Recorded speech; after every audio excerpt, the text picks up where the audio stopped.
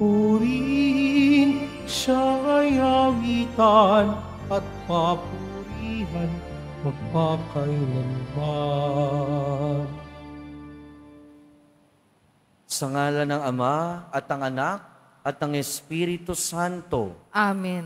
Ang pagpapala ng ating Panginoong Hesukristo, ang pag-ibig ng Diyos Ama, at ang pakikipagkaisa ng Espiritu Santo naway sumainyong lahat. At sumaiyo rin. Mga kapatid, tinipon tayo bilang kaanib ng angkan ng Diyos. Kaya dumulog tayo sa maawaing Panginoon na nagpapatawad ng lubos. Sinugong tagapagpagaling sa mga nagsisisi, Panginoon, kaawaan mo kami. Panginoon, kaawaan mo kami.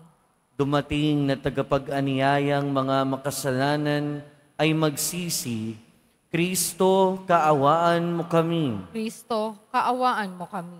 Nakaluklok ka sa kanan ng Diyos Ama para ipamagitan kami. Panginoon, kaawaan mo kami. Panginoon, kaawaan mo kami. Kaawaan tayo ng makapangyarihang Diyos, patawarin tayo sa ating mga kasalanan at patnubayan tayo sa buhay na walang hanggan. Amen. Manalangin tayo. Ama naming makapangyarihan, ipakita mo ang iyong paglingap sa iyong pag-antig sa aming kalooban, upang ang pamumunga ng gawain mo sa amin ay aming mapakinabangan at ang mapagpagaling mong katapatan ay aming mapangatawanan sa pamamagitan ng Jesucristo kasama ng Espiritu Santo, magpasawalang hanggan. Amen. Magsiupo po ang lahat. Pagbasa mula sa aklat ng pahayag. Akong si Juan ay tumingin at nakita ko ang isang puting ulap at nakaupo rito ang isang nilikang animoy tao. May koronang ginto at may hawak na isang matalas na karit. Isa pang anghel ang lumabas mula sa templo at malakas na nagsalita sa nakaupo sa ulap. Gamitin mo na ang iyong karit, gumapas ka na sapagkat panahon na, hinog na ang anihin sa lupa. Ikinampay ng nakaupo sa ulap ang kanyang karit at nagapas ang anihin sa lupa. At isa pang anghel ang nakita kong lumabas sa templo sa langit. May hawak din siyang matalas na karit. Lumabas mula sa dambana ang isa ring anghel, ang namamahala sa apoy. Sinabi niya sa anghel na may matalas na karit, gamitin mo na ang iyong karit at anihin mo na ang ubas sa lahat ng ubasan sa lupa, sapagkat hinog na. Kaya't ikinampay ng anghel ang kanyang karit, inani ang mga ubas at inihagis sa pisaan na siyang matinding puot ng Diyos. Ang salita ng Diyos. Salamat sa Diyos. Panginooy paririto upang hatulan niya tayo. Panginooy paririto upang hatulan niya tayo. Panginooy siyang hari sa daigdig ay sabihin, sanlibot ay matatag na kahit ito ay ugain. Sa paghatol sa nilikha, lahat ay pantay sa paningin. Panginooy paririto upang hatulan niya tayo. Lupa't langit ay magsaya, umugong ang kalaliman. Lahat kayo na nilikhang nasa tubig ay magdiwang. Ang bukirin at ang lahat ng naroon ay sumigaw, pati mga punong kahoy sa galak ay mag-awitan. Panginooy paririto upang hatulan niya tayo. Ang poon ay pupurihin pagkat siya ay daratal. Paririto sa daigdig upang lahat ay hatulan. Tapat siya kung humatol at lahat ay pantay-pantay. Panginooy paririto upang hatulan niya tayo. Magsitayo po ang lahat.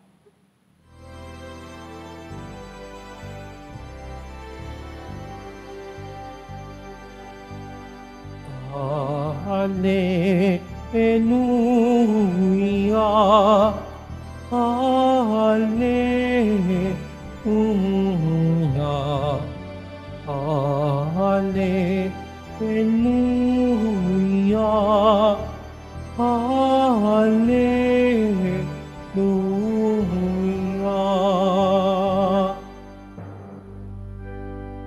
Manatiling kang matapat hanggang iyong kamatayan, pagkat buhay aking bigay.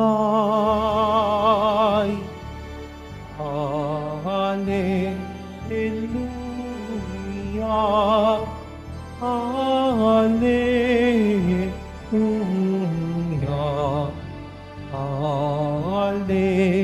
Hallelujah, Hallelujah.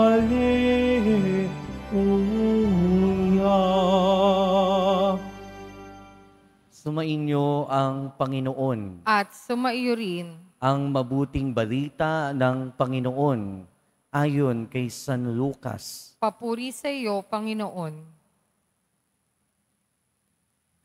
Noong panahong iyon, pinag-uusapan ng ilang tao ang templo, ang kahangahangang mga bato na ginamit dito at ang mga palamuti nito na inihandog ng mga tao. Kaya't sinabi ni Jesus, darating ang panahong lahat ng nakikita ninyong iyan ay iguguho. Walang batong ititira sa ibabaw ng kapwa bato. Tinanong nila si Jesus, Guro, kailan po ito mangyayari? At ano ang magiging palatandaan na ito'y magaganap na? Sumagot siya, mag-ingat kayo nang hindi maligaw ni numan, sapagkat marami ang darating sa aking pangalan na magsasabi, Ako ang Mesiyas, at dumating na ang panahon. Huwag kayong susunod sa kanila. Huwag kayong mababagabag kung makabalita kayo ng mga digmaan at mga himagsikan. Dapat mangyari ang mga ito, ngunit hindi darating karakaraka ang wakas. At sinabi pa niya, makikipagdigma ang bansa laban sa kapwa bansa at ang kaharian sa kapwa kaharian.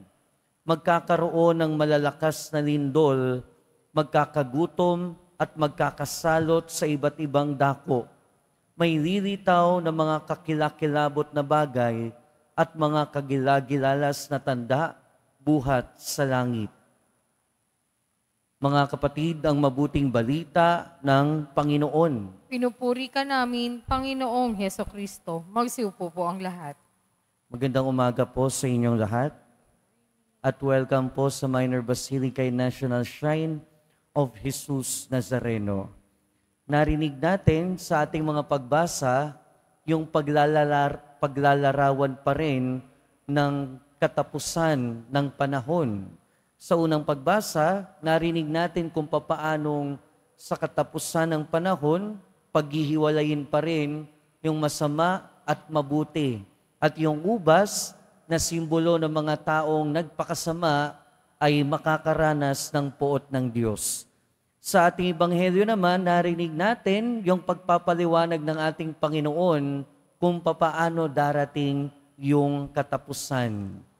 At sa antipona ng ating Alleluia, narinig natin, manatili kang matapat hanggang sa iyong kamatayan, pagkat buhay aking bigay. At ang lahat ng ito ay nagtuturo sa katapusan ng panahon. Kung hindi man sa katapusan ng panahon, sa katapusan ng ating buhay. Dahil sa ayaw at sa gusto natin, darating at darating ang Panginoon. Yung ambience nung ating mga pagbasa ay pawang nakakatakot. Pawang naglalahad ng mga, alam nyo na, nakakatakot, nakakagilalas, nakakakilabot na mga pangyayari.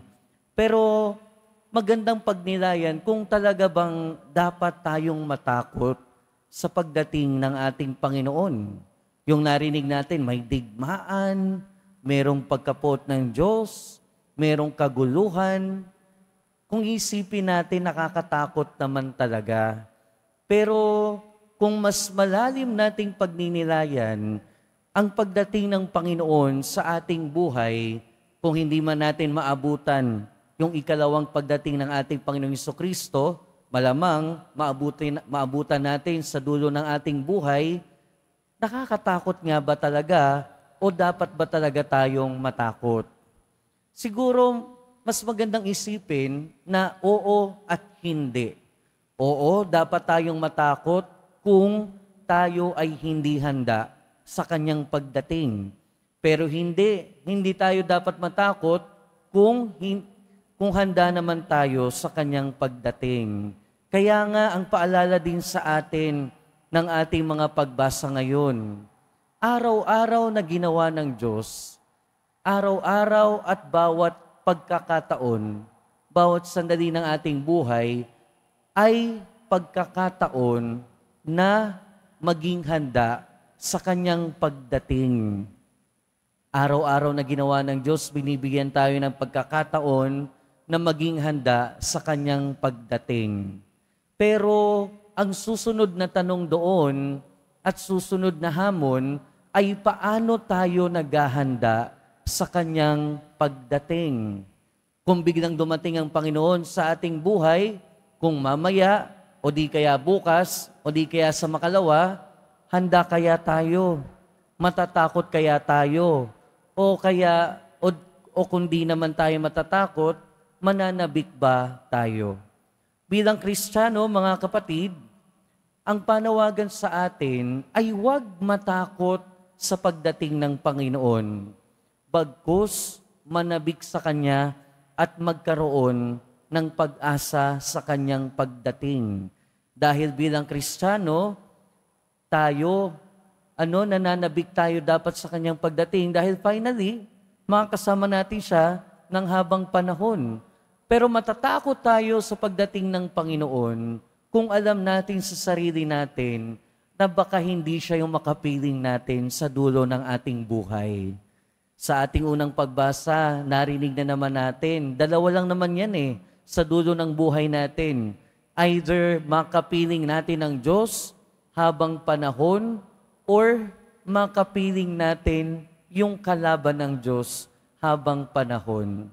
Pero lagi nating tatandaan, hindi ang Diyos ang pumipili para sa atin. Hindi ang Diyos ang nagpapadala kung saan tayo mapupunta.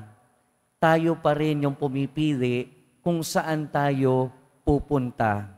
Kung papunta man tayong langit, kung papunta man tayong purgatorio, o kung papunta man tayong impyerno. Lahat ng yon, tayo ang gumawa ng daan ng pupuntahan natin. At kung hindi tayo sigurado na Diyos ang makakapiling natin, ay talagang nakakatakot nga. Kung hindi tayo sigurado na baka pumunta tayo sa langit o sa impyerno, ay talagang nakakatakot nga. Kaya ang paalala sa atin, mga kapatid, ngayong araw, sa bawat araw na binibigay ng Diyos sa atin, ay pagkakataon din na magpakabuti. Pagkakataon din na magpakabanal. Ibig sabihin, pagkakataon na piliin siya.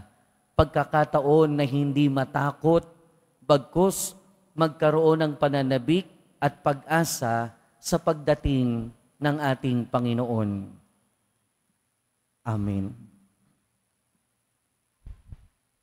Magsitayo po ang lahat.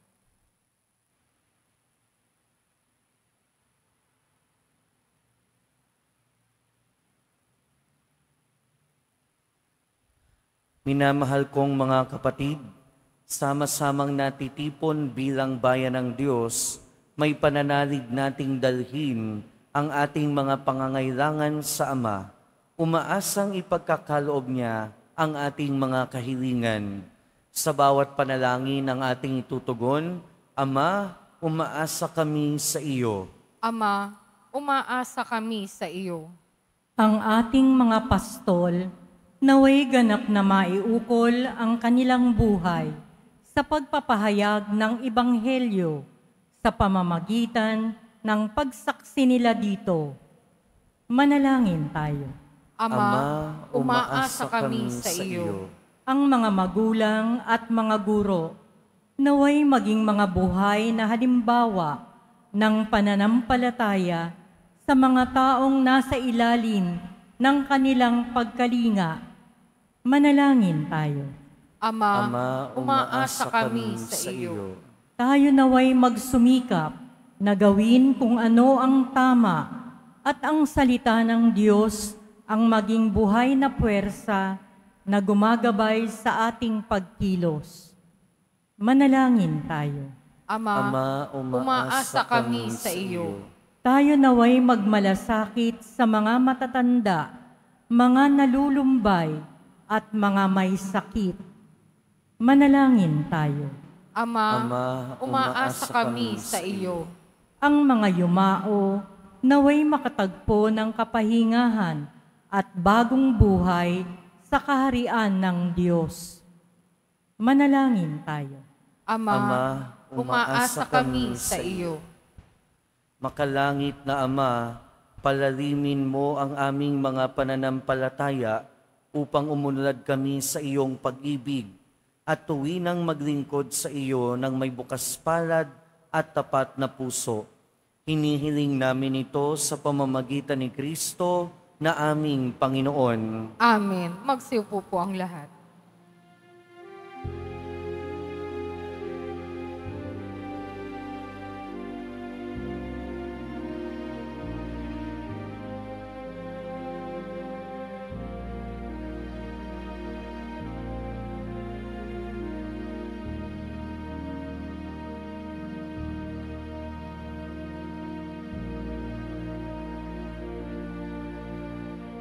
Itong tinapay at alak na mula sa'yo, muling ihahain sa kabutihan mo.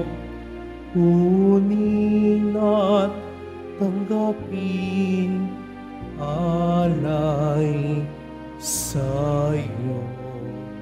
Pasasalamat ng puso.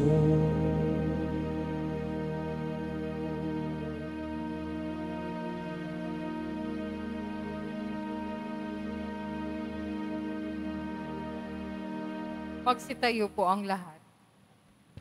Manalangin kayo mga kapatid upang ang paghahain natin ay kalugdan ng Diyos amang makapangyarihan. Tanggapin nawa ng Panginoon itong paghahain sa iyong mga kamay, sa kapurihan niya at karangalan, sa ating kapakinabangan at sa buong sambayanan niyang banal.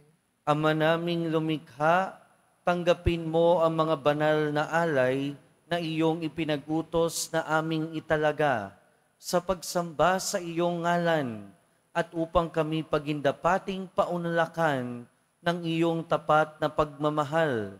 Gawin mo ang iyong mga utos ay sundin namin kailanman sa pamamagitan ni Jesucristo kasama ng Espiritu Santo magpasawalang hanggan. Amen. Sumainyo ang Panginoon. At sumaiyo rin. Itaas sa Diyos ang inyong puso at diwa. Itinaas na namin sa Panginoon. Pasalamatan natin ang Panginoong ating Diyos. Marapat na siya ay pasalamatan. Ama naming makapangyarihan, tunay ngang marapat na ikaw ay aming pasalamatan.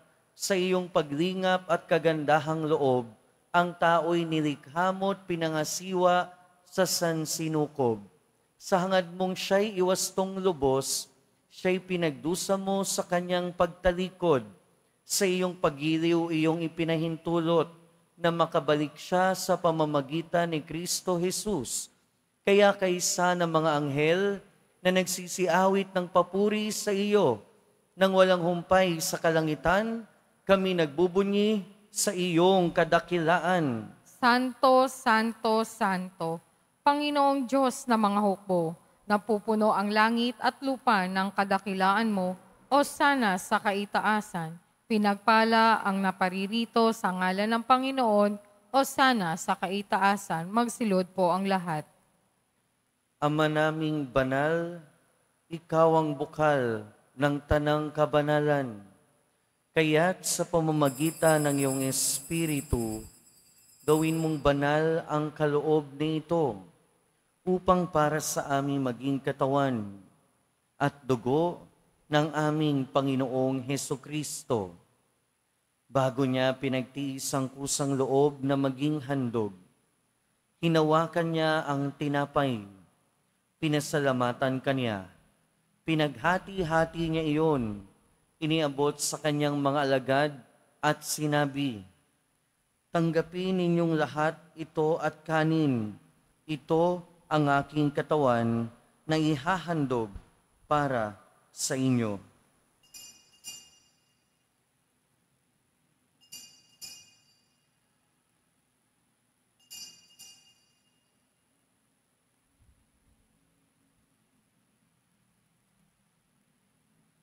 Gayon din naman noong matapos ang hapunan, hinawakan niya ang kalis, muli kanyang pinasalamatan.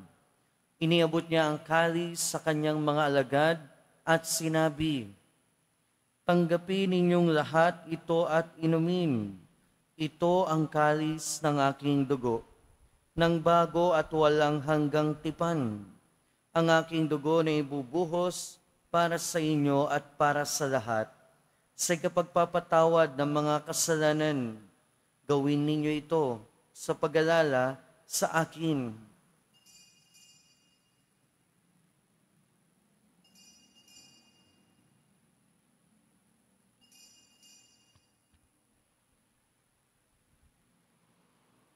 Magsitayo po ang lahat. Ipagbunyi natin ang misteryo ng pananampalataya. Si Kristo'y namatay, si Kristo'y nabuhay, si Kristo'y babalik sa wakas ng panahon. Ama, ginagawa namin ngayon ang pag-alala sa pagkamatay at muling pagkabuhay ng iyong anak. Kaya tiniaalay namin sa iyo ang tinapay na nagbibigay buhay at ang kalis na nagkakaloob ng kaligtasan. Kami nagpapasalamat dahil kami iyong minarapat na tumayo sa harap mo para maglingkod sa iyo. Isinasamo namin kaming magsasalo-salo sa katawan at dugo ni Kristo ay mabuklod sa pagkakaisa sa pamamagitan ng Espiritu Santo. Ama, lingapin mo ang iyong simbahang laganap sa buong daigdig. Puspusin mo kami sa pag-ibig kaysa ni Francisco na aming Santo Papa at ni Jose na aming Obispo at ng Tanang Kaparian. Alalahanin mo rin ang mga kapatid naming nahimlay nang may pag-asang sila'y muling mabubuhay, gayon din ang lahat ng mga pumanaw. Kaawaan mo sila at patuloyin sa iyong kaliwanagan. Kaawaan mo at pagindapating kaming lahat na makasalo sa iyong buhay na walang wakas, kaysa ng mahal na Birheng Maria, Ina ng Diyos, ng kabiyak ng puso niya si San Jose, kaysa ng mga apostol ni San Juan Bautista, at ng lahat ng mga banal na namuhay dito sa daigdig ng kalugod-lugod sa iyo. Maipagdiwang nawa namin ang pagpupuri sa ikararangal mo sa pamamagitan ng iyong anak na aming Panginoong Hesukristo. Sa pamamagitan ni Kristo, kasama niya at sa Kanya, ang lahat ng parangal at papuri ay sa iyo, Diyos amang makapangyarihan, kasama ng Espiritu Santo, magpasawalang hanggan. Amen. Sa tagubili ng mga nakagagaling na utos at turo ni Jesus na Panginoon natin na Diyos, ipahayag natin ng lakas loob. Ama namin, sumasalangit ka, sambahin ang ngalan mo, mapasa amin ang kaharian mo, sundin ang loob mo dito sa lupa para nang sa langit. Bigyan mo kami ngayon ng aming kakanin sa araw-araw, at patawarin mo kami sa aming mga sala, para nang pagpapatawad namin sa nagkakasala sa amin. At huwag mo kaming ipaintulot sa tukso, at iadya mo kami sa lahat ng masama. Hinihiling namin kami adya sa lahat ng masama, pagkalooban ng kapayapaan araw-araw, iligtas sa kasalanan at ilayo sa lahat ng kapahamakan. Samantalang aming pinananabikan ang dakilang araw ng pagpapahayag ng tagapagligtas naming si Hesukristo. Sapagkat iyo ang kaharian at ang kapangyarihan at ang kapurihan magpakailanman. Amen. Panginoong Hesukristo, sinabi mo sa iyong mga apostol, kapayapaan ang iniiwan ko sa inyo. Ang aking kapayapaan ang ibinibigay ko sa inyo. Tunghayan mo ang aming pananampalataya at huwag ang aming pagkakasala. Pagkalooban mo kami ng kapayapaan at pagkakaisa ayon sa iyong kalooban, kasama ng Espiritu Santo, magpasawalang hanggan. Amen. Ang kapayapaan ng Panginoon ay laging sumainyo. At sumaiyo rin. Magbigayan tayo ng kapayapaan sa isa't isa. Peace be with you po. Kordero ng Diyos na nag-aalis ng mga kasalanan ng sanlibutan, maawa ka sa amin. Kordero ng Diyos na nag-aalis ng mga kasalanan ng sanlibutan, maawa ka sa amin. Kordero ng Diyos na nag-aalis ng mga kasalanan ng sanlibutan, ipagkaloob mo sa amin ng kapayapaan. Lumuhod po ang lahat.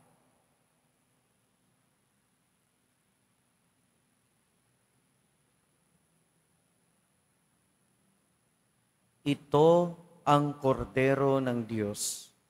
Ito ang nag-aalis ng kasalanan ng sanlibutan. Mapalad ang mga inaanyayahan sa kanyang piging. Panginoon, hindi ako karapat-dapat na magpatuloy sa iyo, ngunit sa isang salita mo lamang ay gagaling na ako.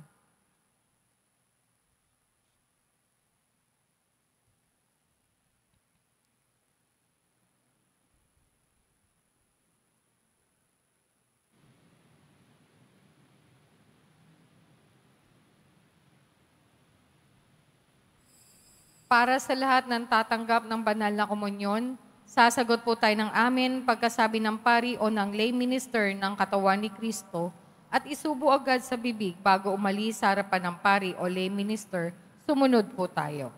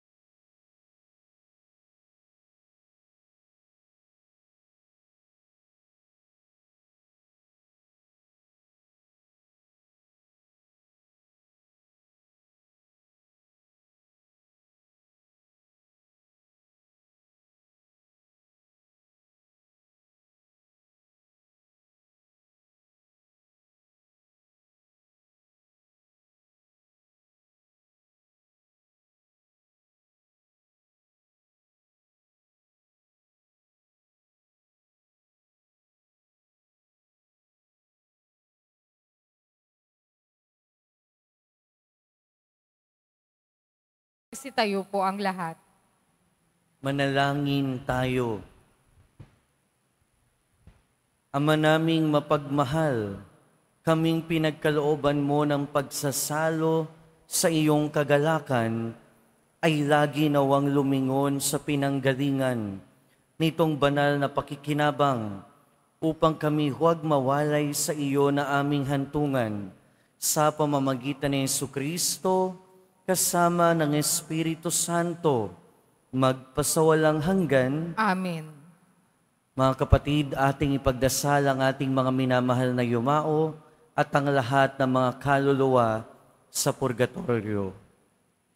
Panginoon naming Diyos, Ama namin, Ikaw po ang dahilan ng aming pagsilang. Sa iyo galing ang aming hiram na buhay. Buong kababaang loob po kaming nananalangin at kami nagmamakaawang kalugdan mo po ang mga kaluluwa ng mga pumanaw na sa mundong ito. Sila naway magkamit ng buhay sa iyong piling. Alisin mo ang anumang mga karumihan ng kasalanan upang sila ay maging marapat sa iyong walang hanggang kalinisan. Iahon mo sila mula sa purgatorio at bigyan ng puwang sa iyong kaharian sa langit.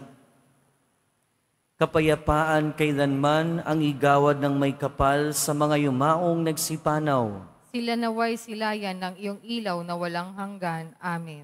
Mapanatag nawa sila sa kapayapaan. Amen.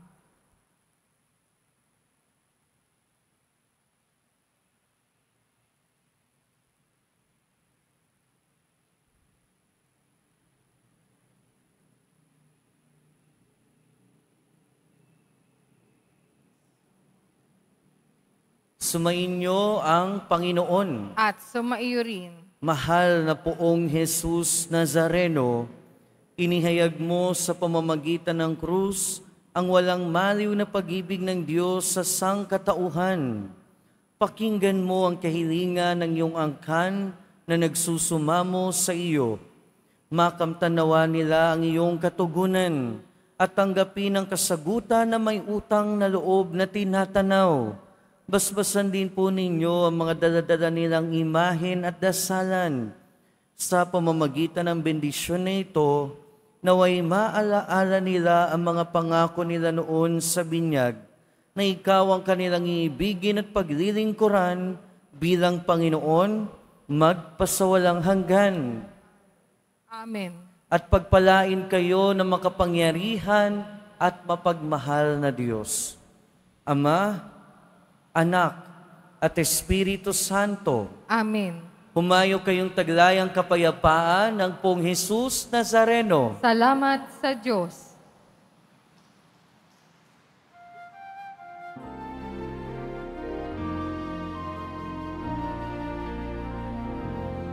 Nuestro Padre Jesus Nazareno, sinasamba namin, inipintuho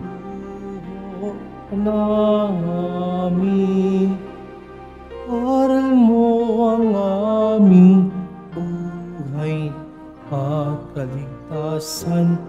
Nuestro Padre Jesus Nazareno, iligtas mo kami sa kasalanan. Ang krus mong namatayan ay sagisag ng aming kaligtasan. Nuestro Padre Jesus Nazareno, dinarangal namin. Nuestro Padre Jesus Nazareno, minulwalhati ka namin.